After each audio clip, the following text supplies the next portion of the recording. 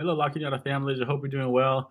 I want to take a couple minutes, maybe 5 or 10 minutes, to explain the new schedules that were shared with everyone a few weeks back when it was board approved. There's two different things we're talking about. I want to make sure it's clear. One is regarding a schedule that will start on January 5th, assuming public health allows it. The other one is the learning pods that you received the email about and what that looks like when and if that happens.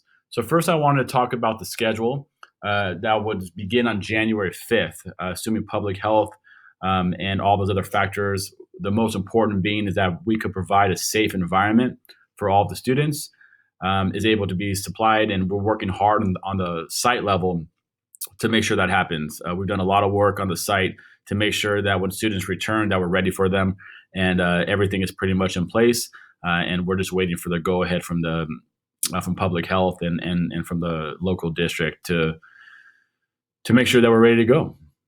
So the schedule right now that will start on January 5th would be on Mondays. Everyone would be virtual, so it's kind of like a regular Monday that you would see today. Students would go periods 1 through 6, ending at 1:35, with office hours from 1:45 to 2:45.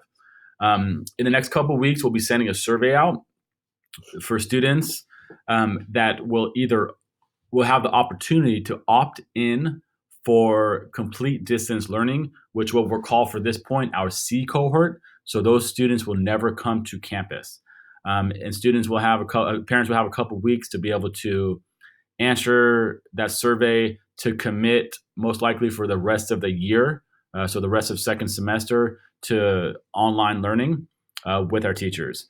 And then going to the A and B cohort on Tuesday and Wednesday.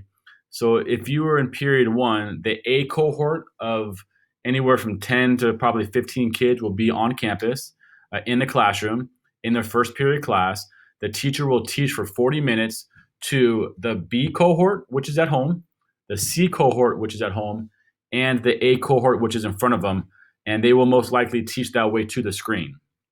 After 40 minutes, B and C cohort will have time to work independently on assigned work from the teacher, and the teacher will then teach live to the students in front of them. From there, they'll go to period 3, and that would be the same thing.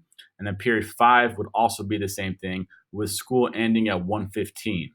For the students on campus, they will have lunch, which will be social distance, and students will have an opportunity to go multiple different places on campus to make sure that everyone is safe and social distanced. So on Tuesday, cohort A is in person, periods 1, 3, and 5. And then on Wednesday, periods 2, 4, and 6. Again, cohort A is in person. Then you go to Thursday and Friday, and then cohort B would be in person. So period 1 on Thursday would be teaching live to students in front of them, and virtually to groups B and C. And the teacher would be teaching to the screen. Then after 40 minutes, cohorts A and C would work independently, and then they would teach live to cohort B. Again, period 1, 3, and 5 on Thursday, and period 2, 4, 6 on Friday. And then we repeat that the next week. So students on campus, cohort A would be Tuesday and Wednesday, cohort B would be Thursday and Friday, and cohort C is always home, and will be receiving distance learning instruction. So hopefully that is somewhat clear to you. And if you have questions about that, please feel free to email me. But I would like to also talk about the learning pods that we have sent an email out recently about students who are interested to sign up for that. So if we're able to return to campus before January 5th, based on LA Public Health, we would allow grades 7 through 12 of 39 cohorts of 12 kids. So 7, 8 would receive 1/3 of those cohorts, which is about 17 of those cohorts, less than that, about 15 of those cohorts. And we would have those students come to campus and be in a classroom. The teachers will not be running that. That will be run by paraprofessionals or substitute teachers. The students would stay in the same classroom and just do distance learning as they're doing now on campus. We feel like this is an opportunity to get students back on campus. in some capacity to help offset maybe working parents, just the lethargicness of being at home. We thought it'd be a good opportunity for them. Again, those cohorts would come on every day of the week and be in cohorts of 12, and they would not mix. So we within the survey we asked students or parents to give a student they would like to be with, and we'll do our best to be able to meet those requirements, so at least they could be in a classroom with a friend. But unfortunately, we cannot guarantee that. And then on top of that, during lunchtime, those cohorts will still stay together, and we'll have places out on the yard, whether the quad, the football field, the baseball field, for students to be able to eat lunch, social distance within their cohorts. When students arrive on campus for both, we have a lot of procedures in place, including temperature taking, asking questions.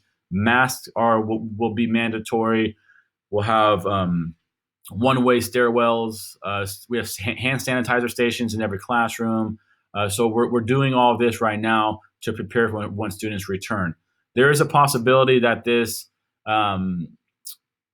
learning pods will not happen, but again, that's based on public health. So I just wanted to get an opportunity to kind of explain it in a nutshell. If you have more questions, feel free to email me at jgold@lcusd. And if you did sign up and you want to retract your name, you're able to email me as well, and I could take your child off that list. And then if there's too many students that sign up, because again, we're only taking 39 cohorts, 1/3 of which will be in 7-8, we will do a lottery drawing for the students that will get in. So we're trying to make it as equitable as possible for all students. And our hope is that getting your child on campus will help alleviate some of the stresses that our students are going through, with the ultimate goal going to the hybrid schedule on January 5th. I hope this helps explain a little bit and help you understand a little bit about the learning pod and the schedule and the difference between the two. If you have any questions, feel free to email me at jgold@lcusd.net. Thank you very much.